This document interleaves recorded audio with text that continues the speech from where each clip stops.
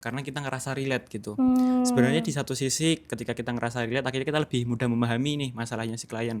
Harus bisa membatasi antara masalah kita dan juga emosi dalam masalah yang dibawa Iya, gitu ya, betul dari betul. masalah akademik, keluarga, sosial, percintaan maupun pribadi gitu ya.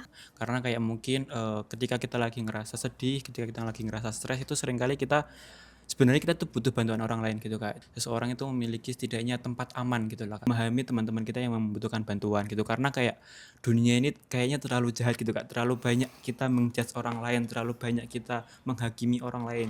Marilah kita coba lebih banyak memahami orang lain karena sebenarnya kita tuh harus saling memahami gitu loh antar manusia Kak.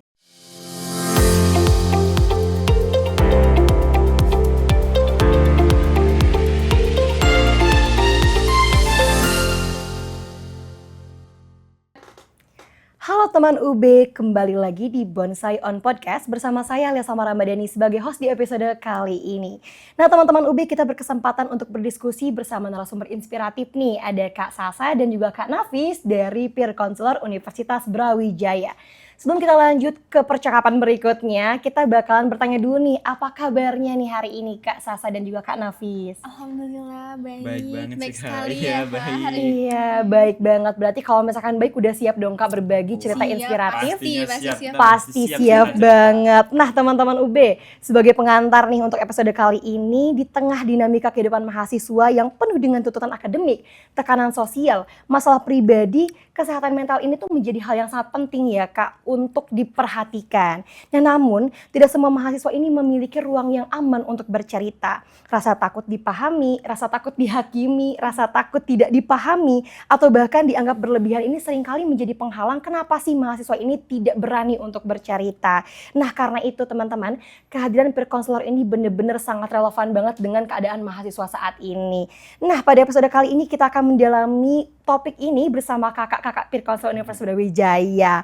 Oke, untuk pertama-tama nih Kak, boleh banget diceritakan gimana sih dan juga sudah berapa lama kakak menjadi peer counselor Universitas Brawijaya? Boleh dari Kak Nafis atau Kak Sasa dulu? Mungkin dari Kak Sasa dulu. Boleh, dari aku dulu ya Boleh Kak. banget Iya. Kakak. Sebelumnya perkenalkan Kak, aku Alisa Dewantari, tapi akrab dipanggil Sasa. Di sini saya bersama Kak Nafis gitu ya, salah satu mahasiswa psikologi angkatan 2023 dan juga bergabung dari layanan konseling UB gitu. Nah, untuk sudah berapa lamanya, kalau saya sendiri saya udah dari tahun 2025 awal karena saya tergabung menjadi volunteer terlebih dahulu, terus baru tahun ini 2026 diamanahkan menjadi koordinator peer counselor divisi admin gitu. Mungkin Kak Wah Nafis? keren banget ya, silahkan Kak Nafis. Nah, kalau aku sendiri, aku baru bergabung dengan layanan konseling tuh tahun ini. Jadi mungkin baru bergabung sejak Januari kemarin. Jadi udah kurang lebih hampir 4 bulan ya. Iya, betul. Hampir 4 bulan sebagai koordinator layanan konseling. Kalau saya khususnya di divisi internal gitu ya. Jadi mungkin ngurus-ngurusi teman-teman yang ada di dalam layanan konseling itu sendiri. Wah menarik sekali ya teman UB. Nah aku pengen tahu nih Kak, apa sih alasan Kak Sasa dan juga Kak Nafis ini tertarik untuk bergabung menjadi bagian dari peer counseling UB sendiri? Mungkin Oke, kalau misalnya dari aku pribadi ya Kak, untuk kenapa pengen bergabung menjadi peer counselor itu karena dari awal saya awalnya minatnya di bidang psikologi klinis gitu, karena dari mahasiswa psikologi juga. Nah cuman pas sudah bergabung menjadi peer counselor, terus juga melakukan sesi konseling, saya kayak sadar ternyata ini tuh bukan cuman praktik ilmu gitu, ternyata banyak hal banget yang didapatkan dari peer counselor gitu ya. Terutama bisa membantu orang lain itu adalah perasaan kepuasan sendiri gitu ya Kak. Betul sekali, betul Bisa sekali. bermanfaat untuk orang lain kayak gitu. Mungkin Kak Nafis Iya. gimana? kalau mungkin dari saya sendiri karena mungkin saya juga kan mahasiswa psikologi ya. Jadi mungkin kayak sering tertarik gitu dengan perilaku manusia gitu dan saya melihat kayak teman-teman semuanya ini kayak ngerasa kita tuh kayak yang Mbak jelasin tadi kayak kita jauh dari orang tua, Iya banyak banget. tekanan dan lain sebagainya itu kan kayak kita tuh butuh bantuan gitu. Nah, Iya. saya ngerasa mungkin dengan sedikit ilmu yang saya miliki, saya kayaknya bisa deh membantu orang lain. Saya ngerasa seperti itu sih, Kak. Iya banget, berarti sama-sama memiliki tujuan yang bagus ya Kak ya, mulia gitu. Karena yang saya tahu juga karena sebaik-baiknya manusia adalah yang berguna, bermanfaat untuk orang lain. Oke, nah ini sih Kak mungkin. Aku pengen tahu selama Kakak menjabat menjadi peer counselor ini pengalaman apa sih Kak yang paling berkesan gitu di peer counselor UB ini? Nah, sebenarnya kalau pengalaman sebagai peer counselor di UB ini sebenarnya sangat banyak banget sih, Kak. Dan yang berkesan juga banyak banget, Kak. Banyak banget. Tapi mungkin kalau bisa dibilang salah satu pengalaman paling berkesan mungkin Saya kan juga sebagai, peer counselor, kan ada teman-teman UB yang konseling ke saya juga, Kak. Nah, itu kayak saya ngerasa sangat berkesan itu ketika mereka waktu datang, mereka ngerasa sedih, mereka ngerasa bingung, mereka ngerasa nggak tahu apa yang harus mereka lakukan. Tapi ketika mereka mau pulang, mereka, ngerasa lebih seneng, mereka lebih bisa senyum, dan mereka tahu apa sih yang harus diperbaiki supaya hidup mereka jadi lebih menyenangkan gitu sih, Kak. Menarik Jadi banget ya. iya. Iya iya. Kalau Kakak Sasanya sendiri Iya, gimana? setuju banget nih ya Kak, saya sama Kak Nafis gitu Mhm. ya, yang dimana kepuasan klien itu menjadi kepuasan juga bagi kami, karena kami juga merasa bermanfaat dan jadi berkesan untuk kami. Dan juga menurut saya salah satu pengalaman berkesan lainnya adalah di mana mahasiswa UB atau teman UB yang memang reach out kita di saat mereka lagi tidak baik-baik saja. Itu berkesan bagi saya karena saya merasa bermanfaat gitu ya untuk orang sekitar dan juga layanan konseling UB bisa dikenal oleh orang banyak yang dimana kalau mereka membutuhkan bantuan, mereka tuh bisa untuk nge-reach out kami kayak gitu. Jadi mereka, eee, tahu pentingnya layanan konseling ini sendiri gitu. Jadi saya berkesan karena teman-teman UB tuh udah banyak yang aware gitu terkait kesehatan mental sendiri Iya, gitu. wah bener-bener bermanfaat sekali ya Kak ya, dan Mmm. banyak banget cerita-cerita menarik nih Kak. Tapi aku pengen tahu nih Kak, sejauh Kakak menjadi peer counselor ini, apa sih Kak tantangan terbesar untuk menemani atau mendengarkan teman sebaya? Karena ketika kita mendengarkan suatu permasalahan dari teman sebaya ini tentunya kita harus bersikap objektif ya Kak atas masalah yang terjadi dan juga tidak terbawa emosi nih Kak. Aku pengen tahu nih Kak, gimana tantangan terbesar dan juga, mmm, memposisikan diri agar tetap objektif mendengarkan teman sebaya ini. Boleh dimulai dari siapa dulu? Oh mungkin, Boleh aku Kak jelasin Nafis. dikit gitu ya. Iya. Karena di sini kita sebagai peer counselor ya, mungkin kalau diartikan dalam bahasa Indonesia itu kan artinya, konseling sebaya. Jadi emang kita itu teman sebayanya teman-teman UB, karena kita emang seumuran, kita mengalami kurang lebih masalah yang nggak jauh beda. Jadi mungkin bisa dibilang salah satu tantangan terbesarnya ya, karena kita ngerasa relate gitu. Sebenarnya di Mmm, satu sisi ketika kita ngerasa relate, akhirnya kita lebih mudah memahami nih masalahnya si klien. Tapi di sisi lain kita juga akhirnya ngerasa kayak dia juga memiliki pengalaman yang sama gitu. iya iya. Nah, tapi kalau dari kami sendiri, kami selalu dibekali bahwa, kita ini sebelum menghadapi klien, sebelum kita membantu klien, setidaknya kita tuh harus membantu diri kita sendiri, Kak. Oh. Sehingga nanti ketika ada klien yang meminta bantuan, kita bisa membantu, bukannya kita malah nge-judge atau malah banding-bandingkan gitu. Jadi kita gunakan relate kita itu, yang perasaan relate tadi itu sebagai ya udah kita berusaha memahami aja, jangan malah banding-bandingkan dan sebagainya gitu sih, Kak. Keren banget. Kita juga sembuh dulu dengan diri sendiri ya Kak Iya, ya. betul. Kalau dari Kak Sasanya sendiri? Iya mungkin izin menambahkan dari Kak Iya. Nafis gitu ya Kak, kami juga di sini peer counselor sudah dipersiapkan gitu ya dengan baik yang dimana konseling ini sendiri kan ada jadwalnya gitu ya Kak, jauh-jauh hari dan pasti akan kami informasikan ke peer counselor itu jauh-jauh hari juga. Mhm Jadi mhm. memang peer counselor yang bertugas untuk konseling tersebut harus sudah mempersiapkan diri dengan baik dan sebelum memasuki ruangan konseling juga harus ditanamkan bahwasanya kita di sini tugasnya untuk mendampingi gitu ya Kak, bukan untuk menyelesaikan masalah klien gitu. Jadi di sini kita harus bisa membatasi antara masalah kita dan juga emosi dalam sesi konseling tersebut gitu sih. Menarik banget ya. Mhm. Terus nih Kak, aku pengen tahu lagi, ruang peer counseling ini kan, apa ya, memang sangat penting untuk mahasiswa, tapi aku pengen tahu pandangan dari Kakaknya, seberapa penting sih Kak ruang konseling ini ada? Baik, mungkin dari aku dulu ya, Kak, Iya. heeh. Nah, di era zaman sekarang gitu ya, Kak, yang dimana kesehatan mental tuh udah sangat penting dan juga sudah dilihat banyak yang udah aware gitu ya, Kak, terkait kesehatan mental. Saya rasa untuk ruang konseling tersendiri itu sangat penting gitu ya untuk saat ini, apalagi untuk di lingkungan kampus, dalam mahasiswa gitu ya. Mahasiswa kan pasti banyak masalah yang Iya, dibawa gitu ya, betul dari betul. masalah akademik, keluarga, sosial, percintaan maupun pribadi gitu ya, Kak. Jadi ruang konseling ini tuh memang hadir untuk bisa mewadahi mahasiswa gitu ya, untuk bercerita tanpa dihakimi itu tadi gitu sih, Kak. Jadi sangat penting untuk di lingkup, kampus terutama gitu sih, Kak. Betul sekali. Kak Boleh Kak Nafis? Nafis. Mungkin aku sama, mungkin kayak si Sasa, tapi mungkin, ketika kita ada ruang konseling artinya kayak seseorang itu memiliki setidaknya tempat aman gitu lah, Kak.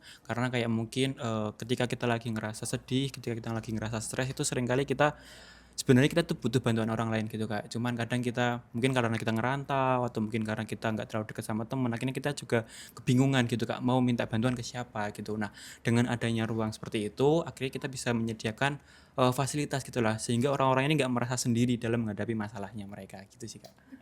Setuju Kak. banget Iya, ya, setuju karena banget. jujur banget dari point of view aku juga gitu, aku ketika ada banyak masalah ini aku bingung harus cerita ke siapa, dan akhirnya ketika aku pendam sendiri itu bener-bener jadi masalah yang boom banget ya Kak ya. Iya, benar. Nah mungkin nih Kak, aku kan kayak sering banget nih pengen cerita, tapi mungkin beberapa teman UB juga sering banget punya masalah banyak tapi susah banget bercerita. Nah rasa aman yang kita, rasa percaya kita untuk memiliki ruang aman ini seperti apa ya Kak ya kepada orang yang datang untuk bercerita. Jadi aku pengen taunya gimana kita sebagai bukan iya sebagai mahasiswa ya Kak ya, kita sebagai mahasiswa memiliki keyakinan untuk memiliki rasa aman untuk bercerita gitu sih Kak.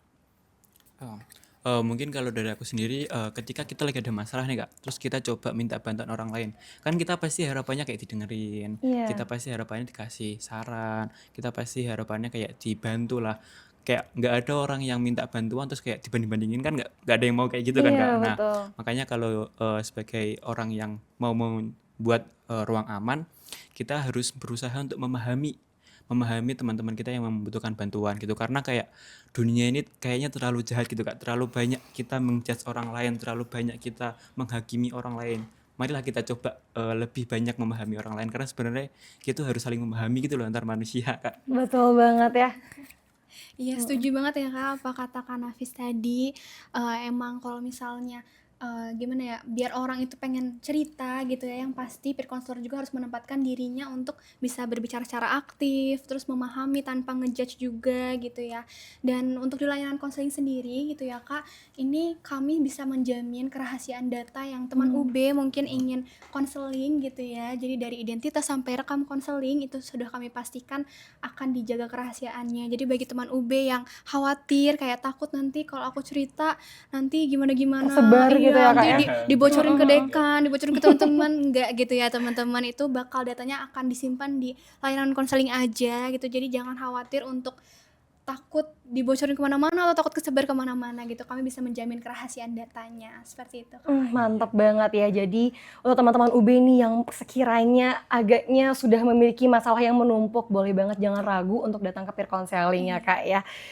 Oke, untuk selanjutnya nih Kak, dari pengalaman Kakak nih, dampak apa sih Kak yang paling terasa dari adanya peer support bagi mahasiswa selain dari berkurangnya apa ya, stres yang dialami oleh mahasiswa? Oke, mungkin dari aku dulu gitu ya Boleh Kak. banget. Yang dampak yang paling terasa gitu ya sebagai peer counselor mungkin karena kalau di layanan konseling ini kami jika ada mahasiswa atau teman UB yang datang untuk konseling terus misalnya udah selesai konseling itu biasanya nggak kami tinggal gitu aja, biasanya kami follow up gitu ya, terus kami tawarkan juga jika emang memerlukan konseling lanjutan dan lain sebagainya itu bisa menghubungi kami. Nah jadi kami juga bisa men-track gitu loh gimana dari konseling awal mungkin sampai konseling lanjutan itu gimana kondisi dari klien tersebut atau mahasiswa itu. Nah jadi dampak yang bisa kami rasakan adalah jika teman UB atau mungkin mahasiswa yang sudah menghubungi kami gitu pasti ada peningkatan gitu ya Kak dari mungkin masalah yang dia bawa dari konseling pertama terus konseling lanjutan itu bisa bisa merasakan adanya Progres mungkin ya Kak ya. iya benar gitu Kak. Jadi kami bisa merasakan dampak dari peer counselor dan juga dampak dari konseling gitu. Mantap banget, aku juga baru tahu ya Kak ya, ternyata memang ada konseling lanjutan kayak gitu. betul. Iya kok, Kak Nafis sendiri mungkin? Nah, kalau aku lihatnya dampak positif dari adanya peer counselor ini tuh mungkin sama kayak Dameng Sasa, tapi mungkin lebih menekankan kayak gini, karena ketika kita sedang butuh bantuan, kita kan mungkin bisa minta bantuan. Nah, tapi ketika kita tahu ada peer counselor, kita tahu nih kemana kita bisa mencari tempat untuk minta bantuan. Karena seringkali kan kita tahu nih kita sedih, tahu kita butuh bantuan, tapi kita nggak tahu mau minta tolong siapa. Nah, ketika kita tahu, oh ada nih peer counselor, oh ada nih layanan konseling, ya udah kita kalau minta bantuan, ya udah kita ke situ gitu sih. Jadi kayak menyediakan fasilitas gitu. Meskipun belum kenapa-napa, tapi setidaknya tahu kalau nanti kita kenapa-napa, kita tahu larinya Harus kemana. apa gitu ya Iya. Kak ya. Betul banget. Nah, kalau misalkan teman UB ini lagi punya masalah nih Kak, dan mau mendaftar ke peer counseling ini gimana sih Kak caranya? Caranya adalah mungkin keyword yang pertama adalah ini gratis ya teman-teman. Gratis ya. Gratis untuk mahasiswa UB yang aktif gitu ya khususnya dan juga sivitas akademika gitu.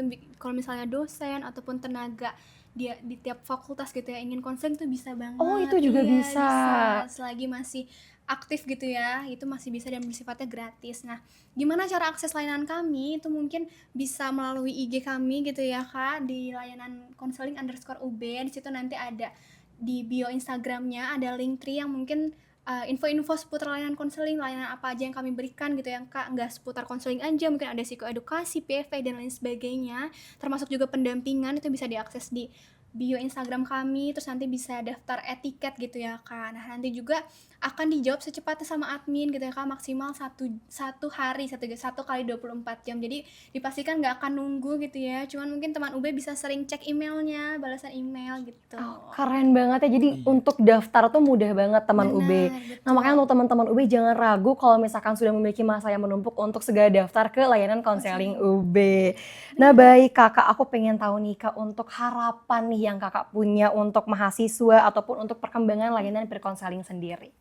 Nah, kalau harapan saya mungkin ini bisa lebih banyak membantu teman-teman semuanya. Mungkin seperti apa yang kakak omongin tadi, kalau misal ngerasa ada masalah bisa coba minta bantuan. Nggak harus menunggu menumpuk kak, nggak harus nunggu masalahnya besar, nggak harus masalahnya tentang seberat keluarga. Sesimpel teman-teman ngerasa burnout kuliah atau teman-teman ngerasa ada masalah dalam percintaan atau masalah sosial dengan teman-teman, itu boleh banget kak minta bantuan. Nggak harus nunggu menumpuk, nggak harus nunggu parah, nggak harus nunggu karena penyebabnya suatu yang besar banget, nggak harus.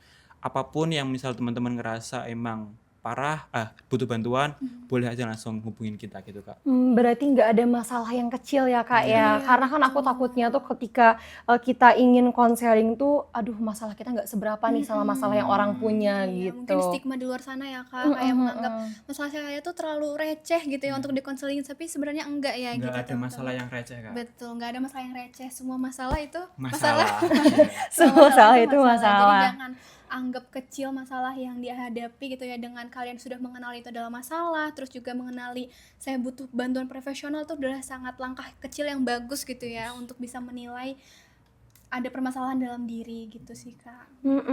Baik. Nah, aku pengen ini sih Kak, aku tadi baru kepikiran banget tentang stigma.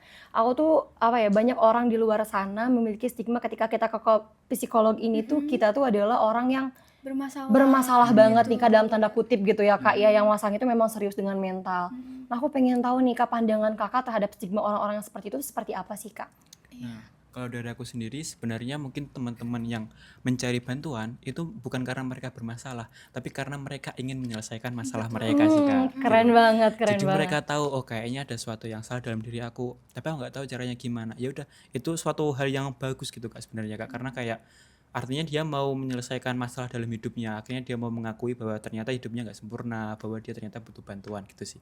Jadi nggak perlu takut nggak harus nunggu dan kayak ya udah semua yang kalau kamu butuh bantuan langsung aja nyari bantuan gitu. Langsung Betul, aja. Langsung nyari bantuan. Iya, dan apa ya Kak, kalau misalnya stigma orang-orang kayak kalau konseling tuh sama psikolog dan lain sebagainya itu enggak gitu ya Kak, karena kami nih peer counselor juga hadir untuk bisa membantu teman-teman sebaya khususnya gitu. Jadi kalau teman-teman yang takut kalau misalnya aku cerita nanti aku dapat diagnosa dan lain sebagainya itu enggak gitu ya. Ngeri ya Kak ya agaknya gitu. Jadi yang ke ruang konseling tuh nggak semuanya bermasalah gitu ya teman-teman, dengan masalah kecil, maksudnya yang dianggap kecil dan hal remeh itu sebenarnya enggak gitu. Jadi bisa banget kalau misalnya nggak mau nemuin solusi tapi cuman pengen cerita didengarkan tuh juga boleh banget gitu ya, nanti bisa buat appointmentnya sama peer counselor gitu. Tapi nanti juga dari peer counselor sendiri yang akan mengkategorikan gitu ya, emang jika teman-teman sudah konseling dengan peer counselor terus nanti ternyata memang butuh tindak lanjut, nanti akan kami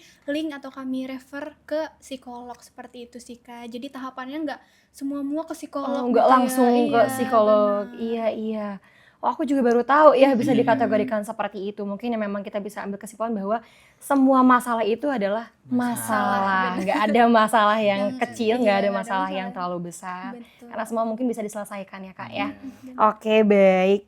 Nah, ini sih Kak, aku pengen dari Kak Napis dan juga Kak Sasa ini memberikan pesan untuk teman-teman UB yang mungkin merasa sendirian dan tidak punya tempat untuk bercerita kayak gitu.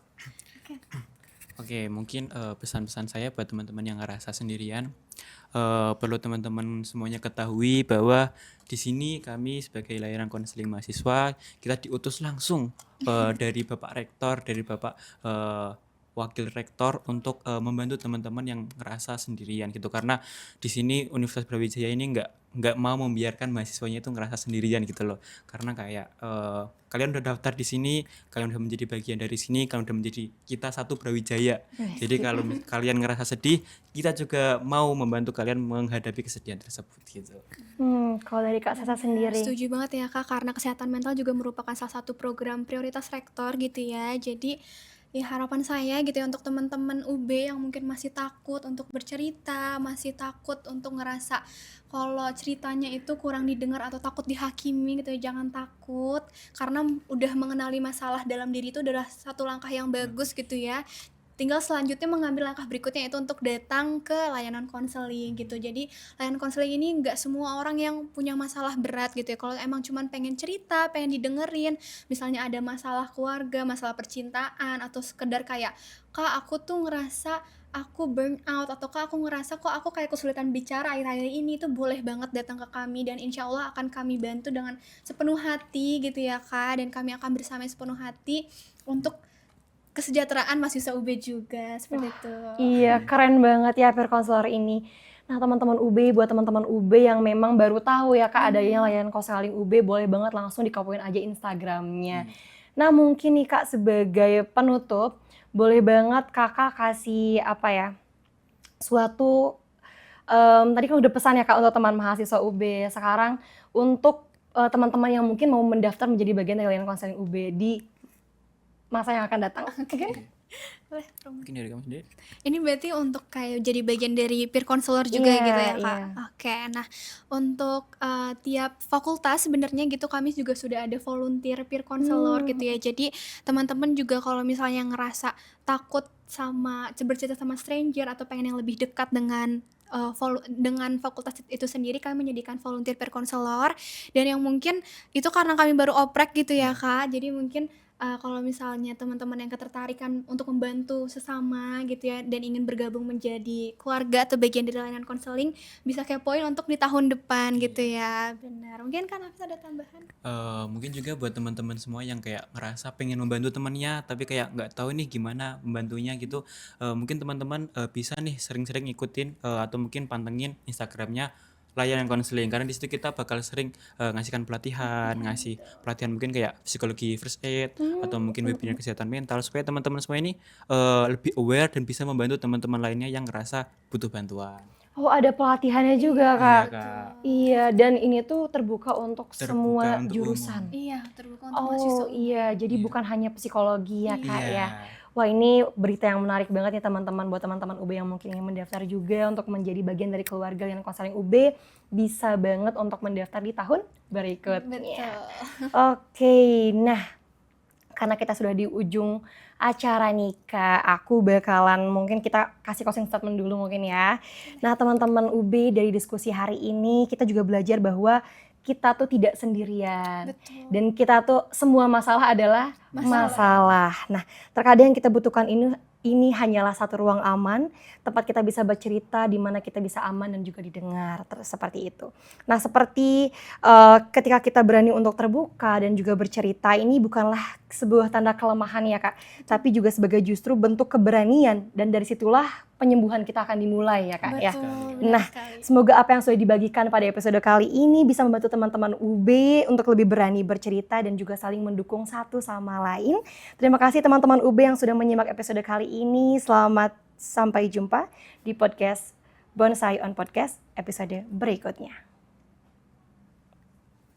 Bye.